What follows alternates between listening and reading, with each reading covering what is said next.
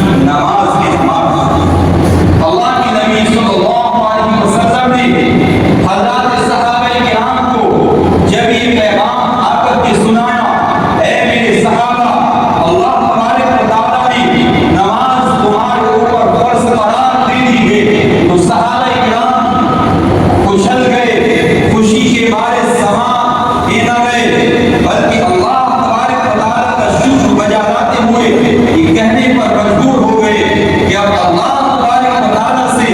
ہمیں مانگنے کا ذریعہ اور وسیلہ مل گیا ہے. اب نماز پڑھ کے اللہ تبارک و تعالیٰ سے مانگیں گے، اس سے درخواست کریں گے. اس لیے اللہ تبارک و تعالیٰ نے فرمایا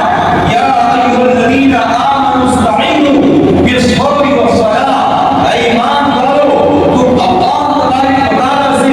استعانت اور مدد طلب کرو صبر کے ذریعے سے اور نماز کے ذریعے سے. اگر کوئی مشکل پیش آ جائے اللہ تبارک و تعالیٰ کے سامنے 2 رکعت نماز پڑھو اور اللہ تبارک و تعالیٰ سے اپنا مسئلہ حل کرو. کیا ہم صحابہ کرام کے وہ حالات وہ واقعات حدیث کے اندر نہیں پڑھتے کہ صحابہ کرام اگر کوئی بھی مشکل پیش آتی، یہاں تک کہ جناب رسول اللہ صلی اللہ علیہ وسلم اگر کوئی معاملہ پیش آتا آپ صلی اللہ علیہ وسلم فوراً نماز کی طرف متوجہ ہوئے. لیکن ہمارا عمل اس کے برخلاف ہے. ہمیں نماز یاد نہیں آتی. اگر کوئی ہم مشکل کے اندر پھنس گئے ہو، کوئی مشکل درپیش آ گئی ہو، تو ہم نماز کو سب سے پہلے بھولتے ہیں اور نماز کو سب سے پہلے چھوڑتے ہیں. اس لیے عزیز و دوستو، کوئی بھی ہمارا مسئلہ اٹکا ہوا ہو، ہم اللہ تبارک و تعالیٰ کے سامنے 2 رکعت نماز پڑھ کر کے اس مسئلے کا حل تلاش کریں. اللہ تبارک و تعالیٰ ہی ہمارے اس مسئلے کو حل کر سکتا ہے، اس کے علاوہ کوئی ہمارا مسئلہ حل نہیں کر سکتا. آج عزیز و دوستو سب سے زیادہ غفلت اور کوتاہی امت مسلمہ کی نماز کے تعلق سے ہو رہی ہے. آج مسجد کی میناروں سے آواز لگائی جاتی ہے، اے مسلمانوں آؤ اللہ تبارک و تعالیٰ تمہیں پکار رہا ہے. کبھی اللہ تبارک و تعالیٰ نے تمہیں جمعے کے دن اذان کے ذریعے سے یہ کہہ دوایا یا ایھا الذین آمنوا استعینوا یا ایھا الذین آمنوا اذا نودی للصلاۃ من یوم الجمعہ، اے ایمان والو چلو اللہ تبارک و تعالیٰ تمہیں آواز لگا رہا ہے، پکار رہا ہے. اللہ کسی بندے کو بلائے اس کے فائدے کے لیے بلاتا ہے، اس میں ہمارا فائدہ ہے. اللہ بے نیاز ہے. اگر ہم سب نماز نہ پڑھیں اللہ کو کسی کی نماز کی ضرورت نہیں ہے. اللہ بے نیاز ہے، اس لیے کہ اس کی پرورش لا یعصون اللہ ما امرهم ویفعلون ما یؤمرون. یہ جو فرشتہ سجدے میں ہے وہ قیامت تک سجدے میں رہتا ہے، اور جو فرشتہ قیام کی حالت میں ہے وہ قیام کی حالت میں رہتا ہے. کوئی فرشتہ رکوع میں ہے وہ اللہ تبارک و تعالیٰ کی عبادت کر رہا ہے. لیکن عزیز و دوستو ہمارا مسئلہ میرا ہے، آپ کا ہے کہ ہم اللہ تبارک و تعالیٰ کو کس طرح سے خوش کر سکتے ہیں. اللہ تبارک و تعالیٰ راضی ہوگا جب ہم مسجدوں کو آباد کریں گے اور جب ہم ان مسجدوں کے اندر آئیں گے، اللہ تبارک و تعالیٰ سے مانگیں گے، اللہ تبارک و تعالیٰ کے سامنے اس پیشانی کو جھکائیں گے، اللہ تبارک و تعالیٰ کی حمد و ثنا بیان کریں گے، اللہ تبارک و تعالیٰ کی تعریف بیان کریں گے. سبحانک اللہم وبحمدک، اے اللہ آپ کی ذات پاک ہے. کیا پاتے ہیں ہم جب سب سے پہلے نیت باندھتے ہیں، نیت باندھنے کے بعد اللہ اکبر کہنے کے بعد پڑھتے ہیں سبحانک اللہم، اے اللہ آپ کی ذات پاک ہے، آپ ہر عیب سے پاک ہے. سبحانک اللہم وبحمدک، تمام کی تمام تعریفیں آپ کے لیے ہیں، آپ کی تعریفوں کے مستحق ہے. وبحمدک وتبارک اسمک، آپ کا نام بڑا بابرکت ہے. جس چیز پر آپ کا نام لیا جاتا ہے وہ چیز بابرکت ہو جاتی ہے. اگر وہ نام کسی چیز پر لیا جائے، وہ اگر کسی طرح سے کھانے پر لیا جائے اس کھانے کے اندر برکت حاصل ہو جاتی ہے. اللہ تبارک و تعالیٰ کے نام کے اندر بہت برکتیں ہیں. وتبارک اسمک،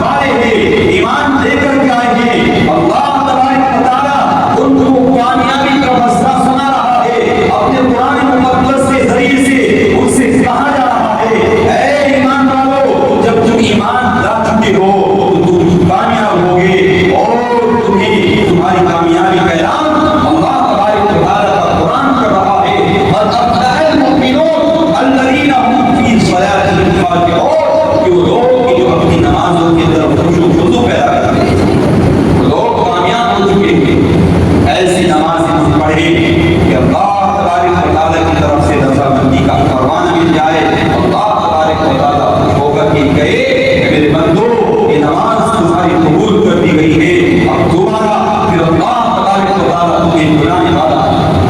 قبولیت کی علامت کی ہے اعمال صالحہ کی کہ جو عمل اللہ تبارک و تعالیٰ کی یہاں قبول ہو جاتا ہے اللہ تبارک و تعالیٰ کے اس نیک عمل کی انسان کو توفیق دیتا ہے تو اللہ تبارک و تعالیٰ قبول فرما دیتا ہے اس لیے عزیزو اور دوستو ہم نماز اطمینان کے ساتھ میں ادا کریں ایک شخص ہے وہ آ کر کے نماز پڑھتے ہیں اور اس طرح سے ان سے نماز آتی اسی طرح سے نماز پڑھ کر کے چلے جاتے ہیں اللہ کے رسول صلی اللہ علیہ وسلم اس شخص کو بلاتے ہیں اور اس سے کہتے ہیں کہ نماز پڑھو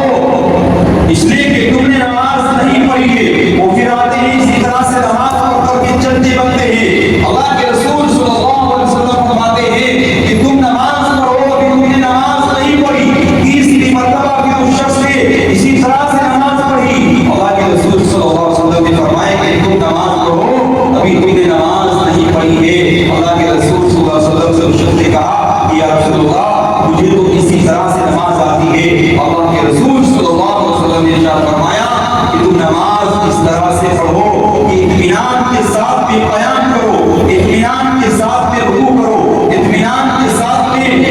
اسی طرح سے قیام کرو سجدہ کرو دونوں سجدوں کے درمیان میں اطمینان کے ساتھ میں بیٹھو اس لیے کہ دونوں سجدوں کے درمیان میں بیٹھنا یہ واجب ہے اگر چھوٹ جاتا ہے اس نماز کا لوٹانا بھی واجب ہو جاتا ہے اسی طرح سے قوما ہے نماز سے سیدھے کھڑے ہو جانا اس کو قوما کہا جاتا ہے اس لیے اس کو اس اطمینان کے ساتھ میں سیدھے کھڑے ہو جانا یہ بھی لازم اور ضروری ہے واجب کا درجہ رکھتی ہے نماز کے واجبات میں سے ہے تو اس لیے فرمایا آپ صلی اللہ علیہ وسلم نے کہ جب تم نماز پڑھو تو اطمینان کے ساتھ میں پڑھو ایسا نہ ہو کہ دل کہیں اور ہو اور مسجد میں نماز پڑھ رہے ہوں جیسا کہ ایک شخص کا واقعہ لکھا ہے کہ اس کی کئی دکانیں تھیں امام صاحب نے نماز پڑھائی اور 4 رکعت نماز پڑھائی اس شخص نے اپنی 3 دکانوں کا حساب لگایا نماز کے ذریعے اور نماز سے فارغ ہونے کے بعد یہ کہا کہ امام صاحب آپ نے 3 رکعت نماز پڑھائی ہے اس لیے امام صاحب سے پوچھا کہ آپ نے 3 رکعت نماز پڑھائی ہے کیا وجہ ہے کہ آج آپ کو سہو ہو گیا ہے بھول ہو گئی ہے امام صاحب نے کہا کہ نہیں میں نے 4 رکعت نماز پڑھائی ہے تو اس شخص نے کہا کہ میں نے اپنی ابھی تک 3 دکانوں کا حساب لگایا ہے اس لیے رکعت 3 ہی ہوئی ہے آپ کو مبالغہ ہو گیا ہے آپ کو کوئی سہو ہو گیا ہوگا اس لیے عزیزوں اور دوستوں ایسی نمازیں نہ پڑھیں کہ دل ہمارا کاروبار کے اندر ہو دل ہمارا دکانوں کے اندر ہو دل ہمارا کاروبار کے اندر ہو اپنے گھروں کے اندر ہو بچوں کے اندر ہو اس لیے کہ ہمارا دل مسجد کے اندر ہو ہمارے اعضاء اللہ تبارک و تعالیٰ کے سامنے ہو اور ہم اللہ تبارک و تعالیٰ کے لیے نماز پڑھ رہے ہوں اس لیے اللہ کے رسول صلی اللہ علیہ وسلم نے نماز کی فضیلت کو بیان کرتے ہوئے ارشاد فرمایا من ترک الصلاة متعمدا فقد کفر جس نے نماز کو جان بوجھ کر کے چھوڑا اتنے مسلمان ہیں کون نہیں جانتا کہ نماز فرض ہے اور فرض عین ہے ایسا نہیں کہ فرض کفایہ ہے کہ کچھ لوگ پڑھ لیں گے سب کی طرف سے ادا ہو جائے گی جیسا کہ جنازے کی نماز ہے کچھ لوگ اگر جنازے کی نماز فرض کفایہ ادا کر لیں گے دوسروں کی طرف سے ثابت ہو جائے گی اسی طرح سے جو نماز فرض عین ہے وہ اگر کچھ لوگ پڑھ لیں گے تو سب کی طرف سے وہ ثابت نہیں ہوگی اور ایک مرد اور عورت پر بالغ مرد اور عورت پر نماز کا پڑھنا جو نماز مفروضہ ہے اس کا پڑھنا فرض عین ہے جس طرح سے جمعے کی نماز کا احترام کرتے ہیں اسی طرح سے دوسری نمازوں کا بھی احترام کرے جس طرح سے جمعے کی نماز فرض ہے اسی طرح سے عصر کی نماز فرض ہے مغرب کی نماز فرض ہے عشاء کی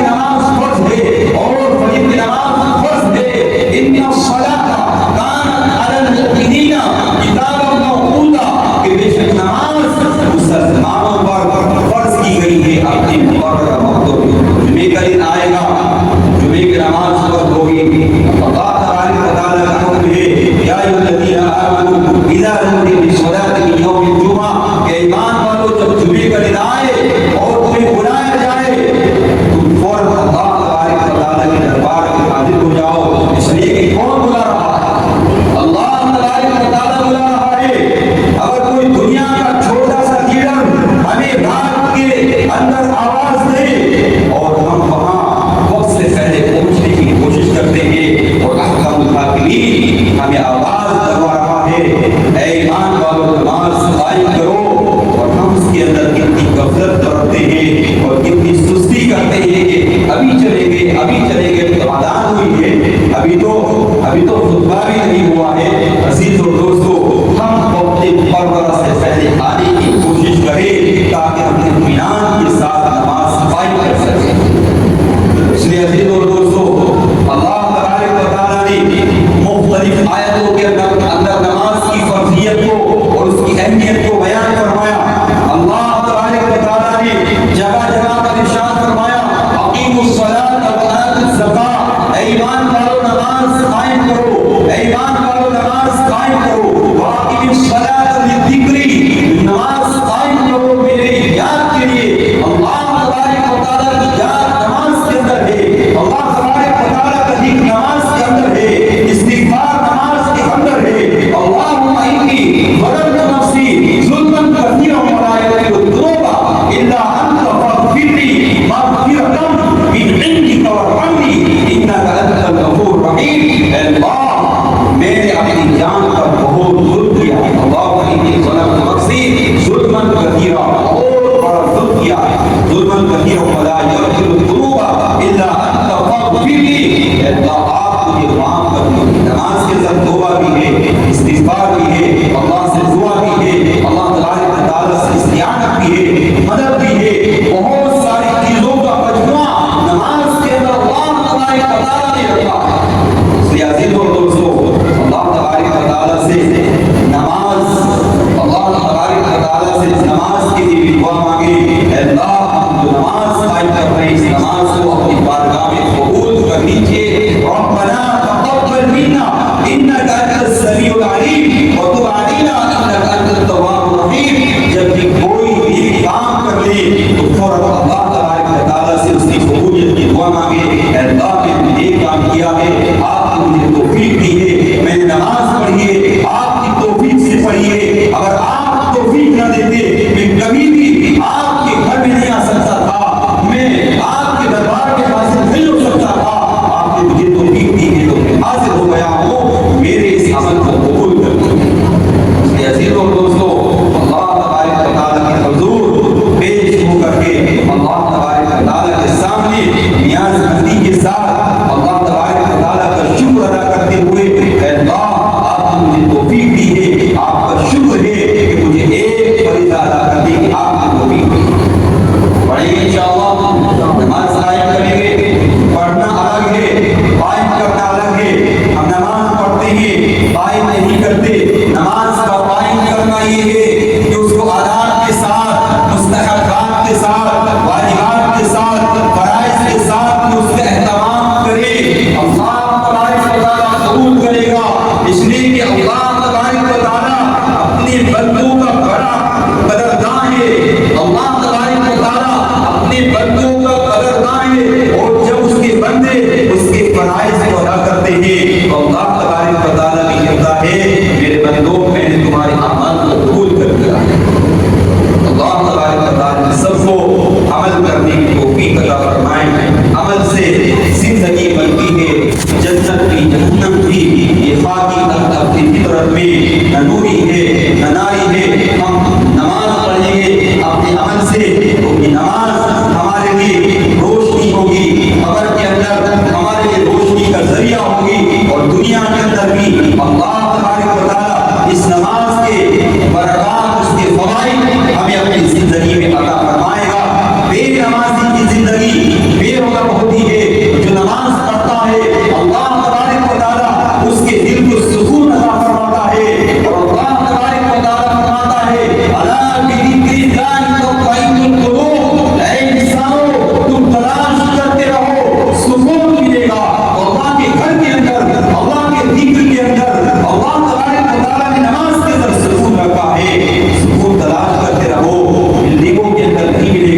پیسے کے اندر نہیں ملے گا، سکون ملے گا۔ اللہ تبارک و تعالیٰ